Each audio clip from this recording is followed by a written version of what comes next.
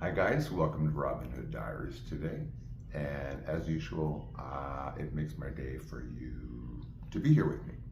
I previewed today all about my dad, a couple of previews, and it was sort of slanted towards how he liked to go to the pier. Really, this is about a lot more than going to the pier. So you're going to get a show that perhaps you didn't expect. Here we go. Brevity is everything, right? So, my dad between 1966 and 1976 was really formative years for him, and he was really not the person that everyone knows as Virgil Fry from 76, 77 forward, 76 in particular. So, this was not an absentee father, okay? He may be perceived in some ways by some folks to have been sort of this nebulous kind of character in somebody's life. There was here, not here, and full of love. Well, no. My mother, the Empress, allowed me a lot of time with my dad. And there were many reasons for that. She was very involved with my stepfather, and they did things, and to have me away was a dream for my stepfather. So I spent quite a bit of time with my dad, who I called Papa, P-O-P-P-A, not P-A-P-A. Anyway, so my dad taught me to read. My dad taught me everything that I know about art. My dad taught me what I know about literature early on, and he was hands-on a lot. It was not just weekends. I would spend a week, several days, a weekend, and there were many, many things that we did. Yes, we did go to the pier. We had rituals, so I'll get to some of those and some of the other wonderful times that we shared together. One of our rituals was, yes, to go to the Santa Monica Pier every weekend or whenever we could fit it in. This was a different Santa Monica Pier at the time. The carousel was fully functional and old. He used to reminisce about the the carousel, because actually it was made, or actually his bestie, Dennis Hopper, and his bestie Curtis Harrington, the director, had done Curtis's first movie there. So, you know, more and more stories everywhere we went. Little gift shops that carried like dried like starfish and really old time stuff. Old pier. Really, a lot of the times that we would go to the pier was to fish. My dad loved anything to do with me. I mean, the reality is my father wanted nothing more than to be with me. He told me so all the time. He was a very affectionate guy and quite a brilliant man.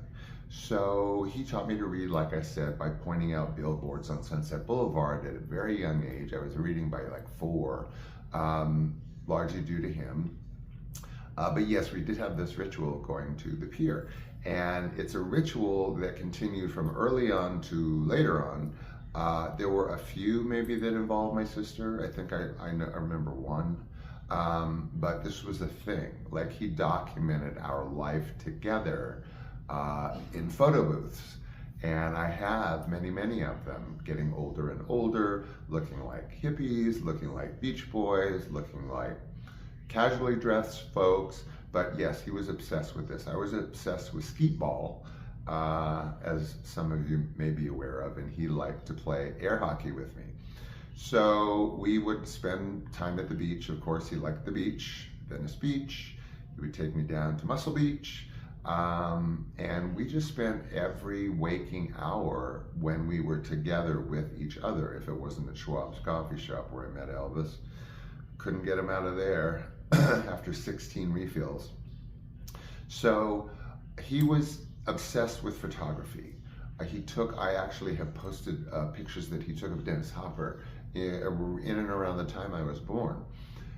I guess we should all know that my dad took 3/4 of any professional photograph that I used up until, I don't know, 12, 13, when my mother started sending me to whoever the, photographer du jour was in the industry. But my dad's photos of me were amazing, outside of like nudies, Western shop, or in the middle of nowhere, or in fact, the picture that I posted today in the preview was taken at Cass Elliott's house in her backyard. I have my shirt off. He took a series there of me. And like I said, every professional shot that I used was taken by my father. Like every one. Until I got into like this ridiculous non-career of acting after ET, then like I said, I went to the best photographers, Roxy Rifkin, who took album covers and all this stuff. But none were as good as my dad's pictures of me growing up. Another thing that we would do, besides taking all of my professional shots, dragging me to the pier, and just all over the place, because like we spent a lot of time together. He was not an absentee guy. One weekend, Henry Miller, the famous writer, was a friend of his, and he brought me to Henry Miller's house. I think it was in the Palisades or up and around there at the time, and we visited with Henry Miller and talked about an upcoming gallery show that he had.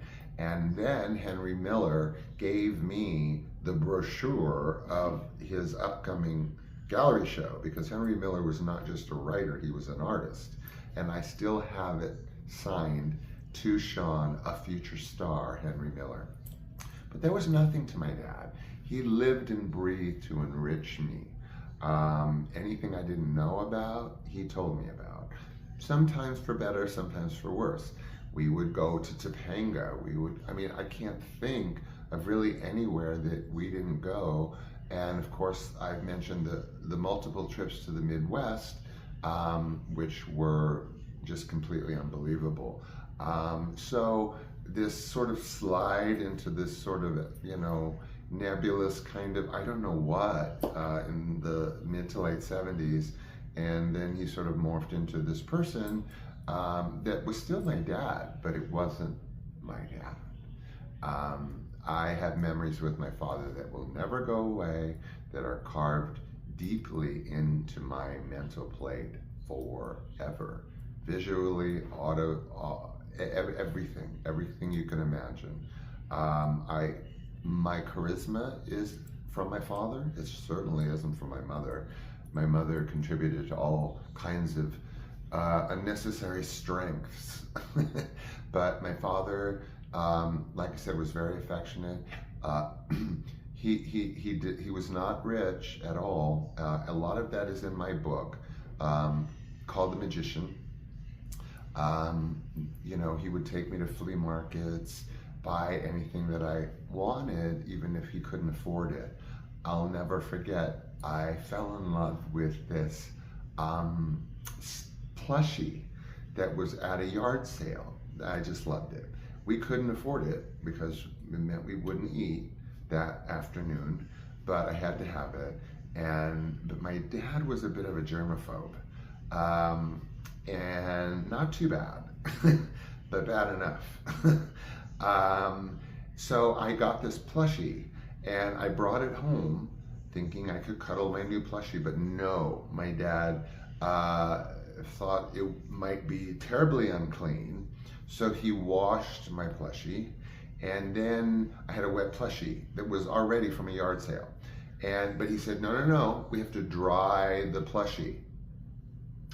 So he decided that drying the plushie meant opening the oven door with the oven on and hanging the plushie over the oven door, thinking that that would nicely dry my plushie. Well, I ended up with a toasted plushie. His whole back of his head was brown and toasted nicely. But that was my dad, and there are so many things to forgive him for because of who he was, and a lot of that is in my book, and you've only heard, just pieces. But yes, I did want to mention the rituals at Santa Monica Pier. When there was no Ferris wheel, there was nothing. It was pretty rickety. The mandatory fishing trips, yes, we did eat the fish that we caught off of Santa Monica Pier. Also, he insisted on dragging me to Malibu Pier, where again we fished. Caught my finger on a hook once, and yes, we ate it. But oh well, it was better than the stuff that he learned to eat in rural Illinois. Like, well, there were organs, so let's just not go there. But I'm really glad you could join me today for my stories with my dad. Seemed a bit all over the place, but I want to get him out.